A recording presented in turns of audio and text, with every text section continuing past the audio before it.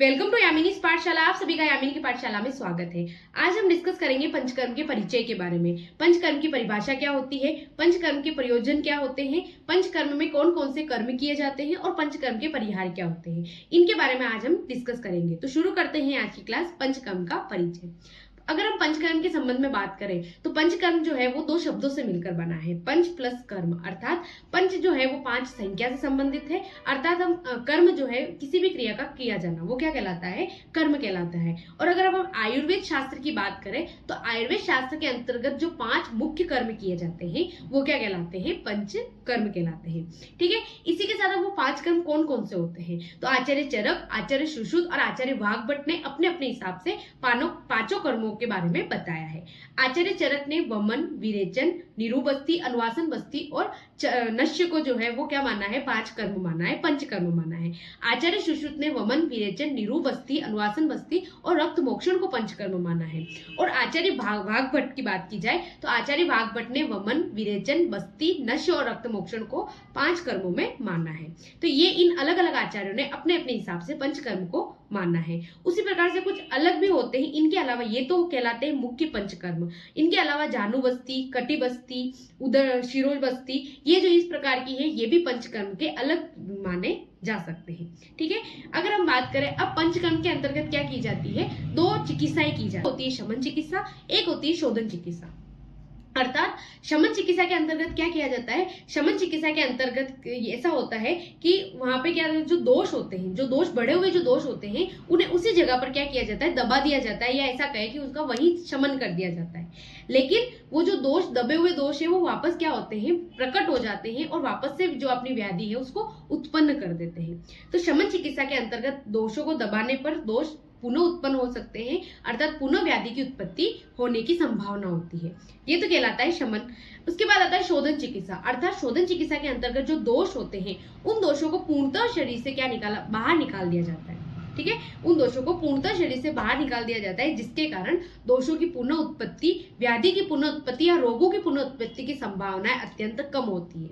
ठीक है, क्योंकि जो दोष है वो आपके शरीर से बाहर निकल गए हैं। ठीक है, अब आता है पंचकर्म का प्रयोजन क्या होता है, अर्थात पंचकर्म का जो प्रयोग है वो क्यों और कैसे और किस जगह पर किया जाता है। ठीक है, तो अगर हम पंचकर्म का प्रयोजन बात करें तो आयुर्वेद का प्रयोजन है वही पंचकर्म, अगर उसको लेकिन उसको अलग प्रकार से यहाँ सिद्ध किया गया है। तो पंचकर्म का प्रयोजन भी वही है, स्वस्थ व्यक्ति की रक्षा करना, स्वस्थ व्यक्ति के स्वास्थ्य की रक्षा करना और आतुर व्यक्ति के रोग का शमन करना, इसी को पंचकर्म का प्रयोजन माना है। अब इसको किस किस प्रकार से सिद्ध किया जाएगा तो अपन बैक टू बैक इसके पॉइंट पढ़ते हैं। जैसे सबसे प्रथम जिसकी बात की जाएगी वो होती है स्वस्थ व्यक्ति में पंचकर्म का प्रयोग। ठीक है, अब एक स्वस्थ व्यक्ति किस प्रकार से पंचकर्म का प्रयोग करके अपने स्वास्थ्य को जो है लाभ दे सकता है या अपने स्वास्थ्य को बनाए रख सकता है। ठीक है, तो ऐसे अगर माने तो दैनिक चर्या में, जैसे दैनिक चर्या में हम अभ्यंग करते हैं, शिरोभ्यंग करते हैं या फिर उत्साधन करते हैं, उपटन लगाते हैं, तो ये सभी जो होते हैं वो क्या कहलाते हैं, ये सभी भी पंचकर्म के पार्ट होते हैं। कर्ण पूरण वगैरह ये सभी क्या होते हैं, पंचकर्म के पार्ट होते हैं। तो एक स्वस्थ व्यक्ति भी पंचकर्म का प्रयोग करता है। ठीक है, उसी प्रकार अगर हम बात करें रोगी व्यक्ति में पंचकर्म, अर्थात कोई व्यक्ति रोगी हो गया है, उस रोगी में जो दोष है उनको वो उत्पन्न हो जाते हैं, तो उन दोषों के नाश के लिए, उन दोषों के शमन के लिए भी क्या किया जाता है, पंचकर्म का प्रयोग किया जाता है। जैसे अगर हम देखें विष प्रतिकार, अर्थात जब अपन को कोई दंशवत पीड़ा हो जाए या कोई सांप, बिच्छू, कोई विषैला जो जानवर होता है वो हमें अगर काट जाए या फिर किसी प्रकार से विष जो है वो हमारे शरीर में प्रवेश कर जाता है, तो उस विष के प्रतिकार के लिए भी पंचकर्म का प्रयोग करने से जो व्यक्ति है उसे बचाया जा सकता है। किस प्रकार से, तो इस पंचकर्म में आप वमन का प्रयोग करते, उसे उल्टी करवा देंगे, उसे वोमिटिंग करवा देंगे, तो उसके जो विष है, जिसने वो प्रवेश किया है विष, वो क्या हो जाएगा, शरीर से बाहर निकल जाएगा। तो पंचकर्म का प्रयोग विष प्रतिकार में किया गया है। काय चिकित्सा, काय चिकित्सा का अर्थ होता है अगर आपको ज्वर हो रहा है, प्रमेह हो रहा है, तो इनके लिए भी आप अलग अलग प्रकार से पंचकर्म का प्रयोग करते हैं। जैसे अगर ज्वर की बात की जाए तो ठंडी पट्टियां जो उतारी जाती है वो पंचकर्म का पार्ट होता है। उसी के साथ अगर आप प्रमेह की बात करें तो मूत्र औषधियां दी जाती है, उनका जो है बस्ती दी जाती है, उत्तर बस्ती दी जाती है। तो इसके कारण भी क्या होता है, पंचकर्म का किसके अंतर्गत, काय चिकित्सा के अंतर्गत भी पंचकर्म का प्रयोग किया जाता है। फिर आता है कौमार वृत्ति के संदर्भ में। कौमार वृत्ति यानी कि अगर अपन माने कि बालकों के लिए उसके पुष्टि को बढ़ाने के लिए, शरीर को पोषित करने के लिए बालकों का क्या किया जाता है, अभ्यंग किया जाता है। इसके अलावा मातृ स्तन्य में दुष्टि होने के कारण या मातृ स्तन्य को बढ़ाने के लिए भी पंचकर्म का प्रयोग किया जाता है। तो इस प्रकार से कौमार वृत्ति में भी पंचकर्म का प्रयोग किया जाता है। फिर आता है जनपदोद्वंस। जनपदोद्वंस यानी जब वायु, जल, देश आदि की जब विकृति होती है, आदि के कारण क्या होता है, जनपदोद्वंस हो जाता है। तो उस समय भी पंचकर्म का प्रयोग करने से जो दोष है, जो रोग है, जो व्याधि है, उसको खत्म किया जाता है। तो वो भी क्या कहलाता है, ये भी एक प्रकार का पंचकर्म का प्रयोजन कहलाएगा। फिर अगला आता है रसायन एवं वाजीकरण में पंचकर्म। ठीक है, पहला पढ़ा अपन ने स्वस्थ व्यक्ति में पंचकर्म, दूसरा आता है रोगी व्यक्ति में पंचकर्म और तीसरा आता है रसायन और वाजीकरण में पंचकर्म। अर्थात रसायन और वाजीकरण क्या होता है, जो रसायन होता है वो तो आपकी युवावस्था को बनाए रखने के लिए एवं जराजन्य जो व्याधियां होती है उसको कम करने के लिए तो रसायन का प्रयोग किया जाता है। साथ ही वाजीकरण का प्रयोग हम क्यों करते हैं, तो अपने संतान उत्पत्ति को बढ़ाने के लिए, या ऐसा कहे कि संतान उत्पत्ति के साथ साथ युवावस्था को बनाए रखने के लिए, वीर्य दुष्टि के लिए, वीर्य शोधन के लिए, इन सब के लिए क्या प्रयोग किया जाता है, वाजीकरण का प्रयोग किया जाता है। ठीक है, तो इस प्रकार से लेकिन उनसे पहले अगर रसायन वाजीकरण की भी हम बात करें तो रसायन वाजीकरण से पहले भी पंचकर्म से पूरे शरीर को क्या किया जाता है, शुद्ध किया जाता है। वमन, विरेचन, बस्ती, नश्य, रक्त मोक्षण, इनसे पूरे शरीर को शुद्ध करने के पश्चात ही रसायन और वाजीकरण का प्रयोग किया जाता है, ताकि रसायन और वाजीकरण जो होता है वो अच्छे से आपको लाभ प्रदान करे। ठीक है, उसके बाद आता है अष्टांग आयुर्वेद में पंचकर्म। अष्टांग आयुर्वेद यानी कि काय, बाल, ग्रह, ऊर्ध्वांग, ये जो 8 अंग आयुर्वेद के, उन 8 अंगों में से जो शाल्य के तंत्र की यदि बात करें तो शाल्य के तंत्र में षष्ठी उपक्रम माने गए हैं, जो व्रण के षष्ठी उपक्रम माने गए हैं, उनके अंतर्गत भी पंचकर्म का प्रयोग किया जाता है। तो इस प्रकार से पंचकर्म का प्रयोजन इन चारों बातों से सिद्ध होता है। स्वस्थ व्यक्ति में पंचकर्म का प्रयोग करना, रोगी व्यक्ति में पंचकर्म का प्रयोग करना, रसायन वाजीकरण में पंचकर्म का प्रयोग करना और अष्टांग आयुर्वेद में पंचकर्म का प्रयोग करना। ठीक है, फिर आता है पंचकर्म के परिहार क्या होते हैं। परिहार का अर्थ होता है कि पंचकर्म करने के पश्चात कौन कौन से ऐसे कर्म हैं जो नहीं करने चाहिए, या कौन कौन से ऐसे नियम है कि पंचकर्म में वो कंपलसरी है। अगर आपने पंचकर्म से आपके शरीर को शुद्ध करवाया है तो उसके लिए कौन कौन से कर्म है जिसके कारण आपको नियम फॉलो करने चाहिए। ठीक है, ऐसे कर्म के अंतर्गत आते हैं जैसे उच्च भाषण। उच्च भाषण में यानी अधिक बोलना, ज्यादा बोलना। ठीक है, तो पंचकर्म का यदि आपने पंचकर्म का प्रयोग कर रहा है या पंचकर्म से अपने शरीर को शुद्ध करवाया है तो आपको उच्च भाषण नहीं करना चाहिए। रक्तक्षोभ यानी कि सवारी, यान की सवारी करना, कहीं जाना, ट्रेवल करना, ये चीज भी नहीं करनी चाहिए। अति चंक्रम यानी ज्यादा टहलना, ज्यादा चलना, ये कार्य भी निषेध माना गया है। अत्यासन का अर्थ होता है एक ही जगह पर निरंतर बैठे रहना। अजीर्णाध्ययन यानी अजीर्ण को दूर करना चाहिए। ठीक है, अगर आपको अजीर्ण हो रहा है, भोजन पाक में कोई दिक्कत हो रही है तो उसको दूर करना चाहिए। विश्वासन आपको अहितकर आहार विहार नहीं करना चाहिए। दिवा स्वप्न यानी दिन में सोना। ठीक है, पंचकर्म का अगर प्रयोग किया है तो दिन में भी नहीं सोया जाता। व्यवहार यानी कि मैथुन त्याग करना। ठीक है, तो ये कहलाते हैं पंचकर्म के परिहार। अब पंचकर्म क्या होता है उसके बारे में, पंचकर्म की विधि किस प्रकार से की जाती है उसके बारे में हम संक्षिप्त में एक परिचय देते हैं। तो पंचकर्म जो होते हैं उसमें पूर्व कर्म, प्रधान कर्म और पश्चात कर्म आते हैं। ठीक है, पंचकर्म का अगर पूर्व कर्म की बात की जाए तो इसके अंतर्गत 5 कर्म आते हैं। दीपन, पाचन, लंघन, स्नेहन और स्वेदन। ये पंचकर्म का क्या कहलाता है, पूर्व कर्म कहलाता है। पाचन जो होता है उसमें क्या होता है, आप में आमरस का पाचन होता है लेकिन अग्नि प्रदीप्त नहीं होती है। ठीक है, ऐसी औषधियां जो आमरस का पाचन करे लेकिन क्या ना करे, अग्नि को प्रदीप्त नहीं होता। अगर दीपन की बात करें तो ये अग्नि को प्रदीप्त करते हैं लेकिन क्या नहीं करते, आमरस का पाचन नहीं करते। ठीक है, थर्ड आता है लंघन।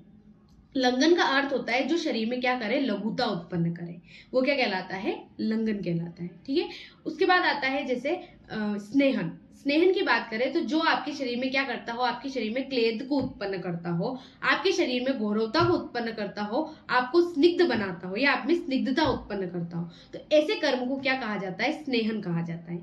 स्नेहन जो होते हैं वो 2 प्रकार के होते हैं। ठीक है, एक तो होता है आभ्यंतर स्नेहन, एक होता है बाह्य स्नेहन। आभ्यंतर स्नेहन के अंतर्गत आता है स्नेहपान, यानी आप कोई ऐसी स्निग्ध चीज है उसको आप पान के रूप में आप मुक्त मार्ग से ले रहे हैं, वो तो कहलाता है आभ्यंतर स्नेहन। बाह्य स्नेहन में जैसे अभ्यंग जो होता है वो बाह्य स्नेहन कहलाता है। ठीक है, तो ये दो प्रकार का होता है, आभ्यंतर स्नेहन और बाह्य स्नेहन। फिफ्थ चीज आती है स्वेदन। स्वेदन का अर्थ होता है जो आपके क्या करे, स्वेद को उत्पन्न करे, अर्थात स्वेद को शरीर से बाहर निकाले, यानी पसीना, एक तरीके से पसीना जो क्रिया, ऐसी क्रिया जो आपके शरीर में क्या करता हो, पसीना लाता हो या पसीने को शरीर से बाहर निकालता हो, वो क्या कहलाती है, स्वेदन कहलाती है। और स्वेदन के अंतर्गत 3 कार्य मुख्य रूप से होते हैं। एक तो आपकी गौरवता का नाश होता है, दूसरा शीतलता का नाश होता है, तीसरा जो होता है वो आपकी जकड़ाहट दूर होती है। ठीक है, तो ये स्वेदन के कार्य कहलाते हैं। स्वेदन में 2 प्रकार के होते हैं, साग्नि स्वेद और निराग्नि स्वेद। साग्नि स्वेद जो होते हैं जिसमें अग्नि का क्या करा जाता है, प्रत्यक्ष संयोग किया जाता है, वो कहलाते हैं साग्नि स्वेद। और निराग्नि स्वेद जिसमें अग्नि, बिना अग्नि के अगर स्वेद उत्पन्न हो रहा है उसे कहते हैं हम निराग्नि स्वेद। इस प्रकार से ये कहलाते हैं पंचकर्म के पूर्व कर्म, दीपन, पाचन, लंघन, स्नेहन और स्वेदन। फिर आते हैं पंचकर्म के प्रधान कर्म, अर्थात पंचकर्म के प्रधान कर्म होते हैं वमन, विरेचन, बस्ती, रक्तमोक्षण और नश्य। ठीक है, अगर हम वमन की बात करें तो तत्र दोष हरणम उदर्व भागम वमन संज्ञकम, अर्थात दोष जो होते हैं आपके शरीर में, ऐसी क्रिया जो आपके शरीर के दोषों को ऊर्ध्व भाग से शरीर से बाहर निकाले।